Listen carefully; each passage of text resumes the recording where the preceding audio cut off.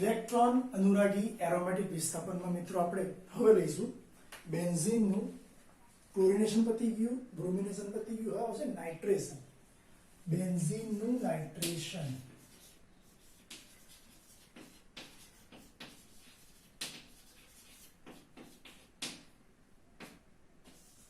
બેન્ઝીનનું nitration કરવું હોય તો તમારે બેન્ઝીન લઈને એમાં સાંદ્ર કોન્સન્ટ્રેટ HNO3 અને કોન્સન્ટ્રેટ H2SO4 ઉમેરવાનું. બેન્ઝીનનું નાઇટ્રેશન સાંદ્ર HNO3 સાંદ્ર H2SO4 ના મિશ્રણ સાથે લગભગ 50 થી 60 ડિગ્રી સેલ્સિયસ તાપમાનના ગાળામાં કરીએ. કેટલું? 50 થી 60. તો આમાંથી મળતો NO2 એ બેન્ઝીન પર જોડાશે અને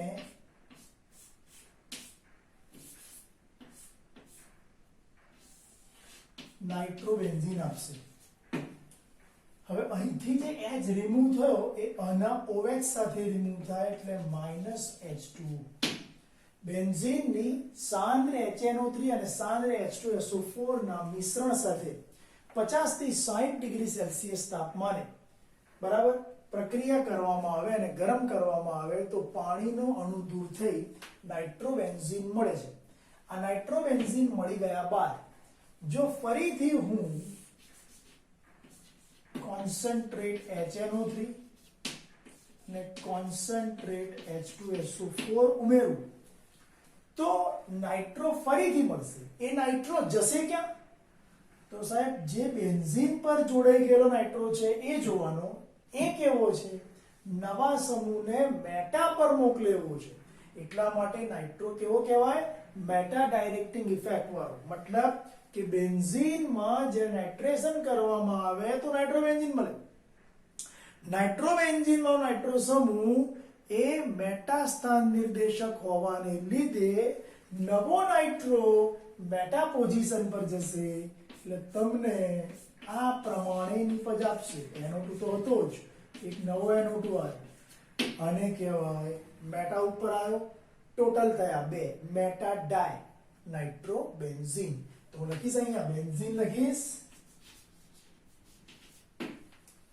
નાઇટ્રોબેન્ઝીન લખીશ અને અહીંયા મેટા ડાય નાઇટ્રોબેન્ઝીન મેટા DNB મેટા ડાય નાઇટ્રોબેન્ઝીન લખીશ. અને આનું IUPAC નામ રજૂ કરવું હોય તો 1,3 ડાય નાઇટ્રોબેન્ઝીન લખીશ. 1,3 ડાય. આ IUPAC નામ છે, પેલું કોમન નેમ છે, પ્રચલિત નેમ છે, માર્કેટ નેમ છે. મિત્રો ફરી એક વખત બેન્ઝીનની નાઇટ્રેશન પ્રક્રિયા. બેન્ઝીનનું નાઇટ્રેશન જો સાંદ્ર HNO3 અને સાંદ્ર H2SO4 ના મિશ્રણ સાથે કરવામાં આવે તો નાઇટ્રોબેન્ઝીન મળે.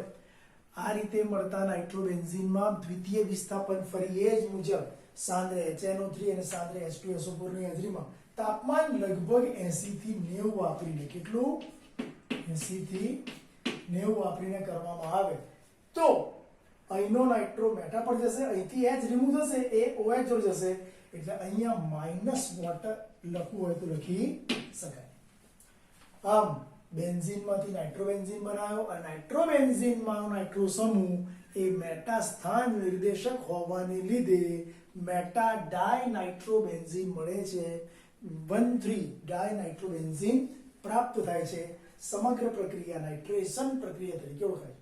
મિત્રો અહીંયા ફરી જોઈએ કે આ જે વસ્તુ તમને આપી હતી કોન્સન્ટ્રેટ HNO3 અને H2SO4, એમાંથી HNO3 કોણ છે? પ્રક્રિયક છે.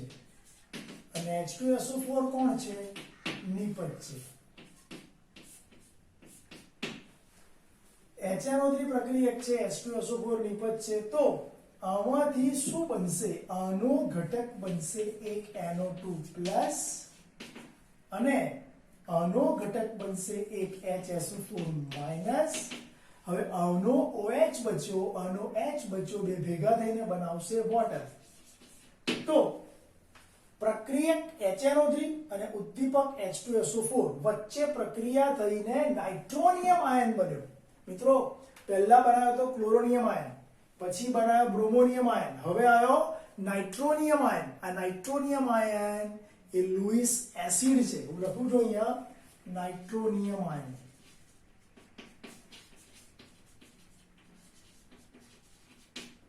આ નાઇટ્રોનિયમ આયન લુઈસ એસિડ છે અને આ લુઈસ એસિડ એ બેન્ઝીનના પેલા 6 પાઈ ઇલેક્ટ્રોન વાદળ, બેન્ઝીનના 6 પાઈ ઇલેક્ટ્રોન વાદળ વડે આકર્ષાય અને જે કાર્બન સાથે જોડાય ત્યાંથી H+ પ્રોટોનનું વિસ્થાપન થાય. ફરીથી બેન્ઝીન સાથે જ્યારે તમે HNO3 H2SO4 મૂકો છો તો પહેલા એમની વચ્ચે પ્રક્રિયા થશે. HNO3 અને H2SO4 વચ્ચે પ્રક્રિયા થઈ નાઇટ્રોનિયમ આયન બને છે. આ નાઇટ્રોનિયમ આયન એ પ્રબળ લુઈસ એસિડ છે અને એ બેન્ઝીન વલયના 6 પાઈ ઇલેક્ટ્રોન વાદળ વડે આકર્ષાય અને જે કાર્બન સાથે જોડાય ત્યાંથી H નું શું કરે? વિસ્થાપન માટે. આ પ્રક્રિયા પણ ઇલેક્ટ્રોન અનુરાગી એરોમેટિક વિસ્થાપન પ્રક્રિયા તરીકે ઓળખાય. Electrophilic aromatic substitution reaction. This is ESR reaction. Electrophilic substitution reaction. હવે જેમ તમે નાઇટ્રેશન કર્યું આવી રીતે આપણે સલ્ફોનેશન કરી શકીએ. 4th નંબર આવશે સલ્ફોનેશન.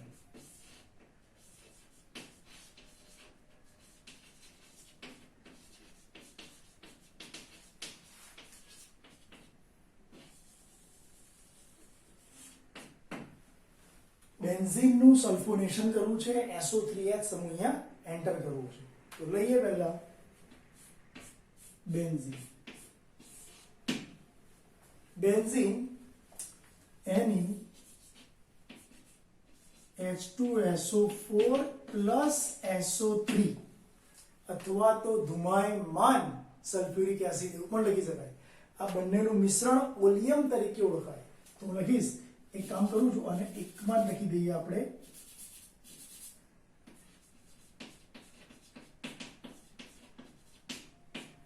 બેન્ઝીનની સાંદ્ર H2SO4 અને SO3 ના મિશ્રણ સાથે એટલે કે ઓલિયમ સાથેની પ્રક્રિયા લગભગ 80 ડિગ્રી સેલ્સિયસ તાપમાને કરીએ તો અહીંનો SO3H અહીં દાખલ થશે એટલે રિંગ ઉપર મળશે તમને SO3H. આને કહેવાય બેન્ઝીન સલ્ફોનિક એસિડ. તો પહેલા લીધો બેન્ઝીન, સલ્ફોનેશન થવાથી મળ્યો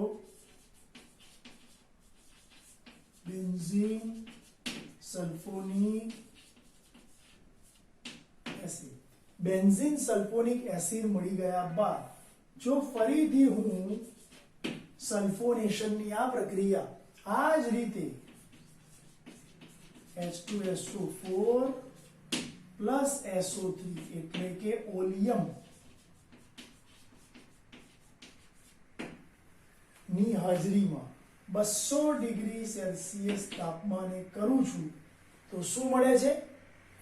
આનો સલ્ફોનિક સમૂહ એ ક્યાં જશે? તો સાહેબ એક વસ્તુ યાદ રાખીશું, સલ્ફોનિક નવો કઈ જશે એનો આધાર જૂનો સમૂહ કેવો છે એના ઉપર રહેલો છે. મતલબ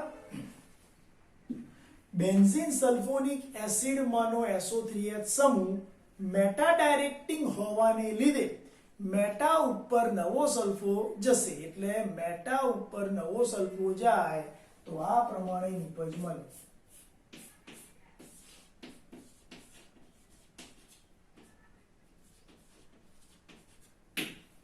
બોલો ઓકે. તો આ છે બેન્ઝીન, બેન્ઝીન સલ્ફોનિક એસિડ અને benzene meta disulphonic acid. Benzene meta BDS કહેવાય ને, બેન્ઝીન મેટા ડાયસલ્ફોનિક એસિડ એટલે મેટા BDS આપણે એને કહીએ છીએ. તો બેન્ઝીન માંથી પહેલા ઓલિયમ વડે 80 ડિગ્રી ટેમ્પરેચરે પ્રક્રિયા કરી બેન્ઝીન સલ્ફોનિક એસિડ લાયા. બેન્ઝીન સલ્ફોનિક એસિડમાં દ્વિતીય સલ્ફોનેશન કરીને આપણે ઓલિયમ વડે 200 ટેમ્પરેચર આપીને આપણે મેટા BDS લાયા. મિત્રો આ રીતે તમે સલ્ફોનેશન કરી દીધું. પરંતુ જો તમારે હજુ આમાં આગળ વધવું હોય તો વધી શકાય. ધારો કે તમે આમાં ઘન NaOH નાખો છો. શું નાખો છો? ઘન NaOH.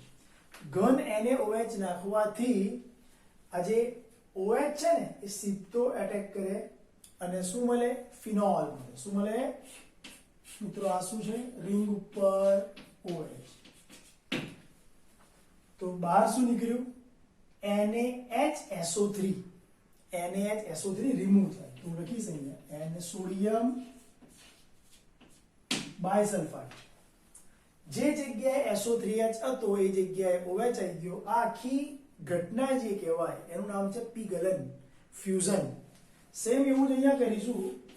જ્યારે તમે ઘન NaOH અહીંયા નાખો છો તો 2 વખત એટલે મને 2 મૂલ્ય લખવા પડશે. પણ મૂલ્ય કોઈ મહત્વ નથી એટલે હું લખતો નથી.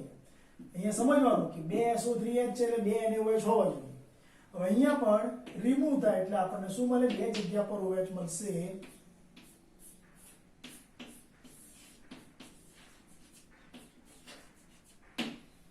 અને સ્પેશિયલી નામ આપ્યું છે રિસોર્સિનોલ. રિસોર્સિનોલ.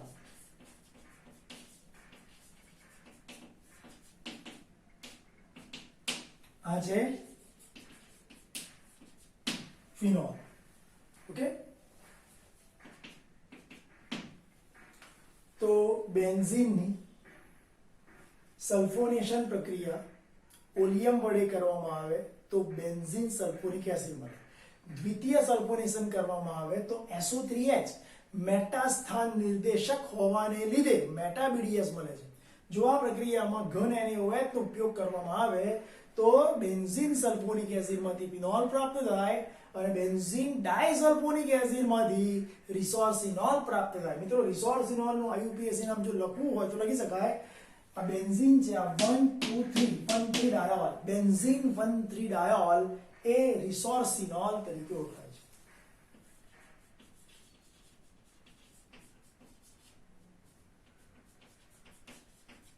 બોલો ઓકે.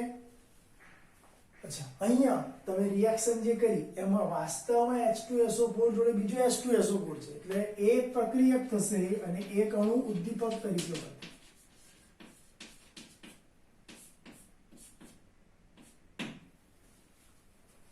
H2SO4 ના 2 અણુ, એમાં એક H2SO4 પ્રક્રિયક તરીકે વર્તે અને બીજો ઉદ્દીપક તરીકે વર્તે. તો આમાંથી મળે આપણને SO3H,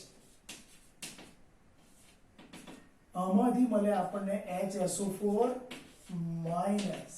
હવે આનો OH આનો H ભેગા મળીને બનાવે પાણી.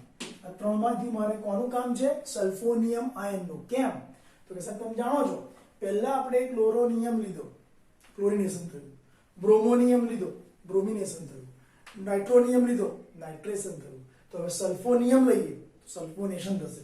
તો અહીંયા સલ્ફોનિયમ આયન બને.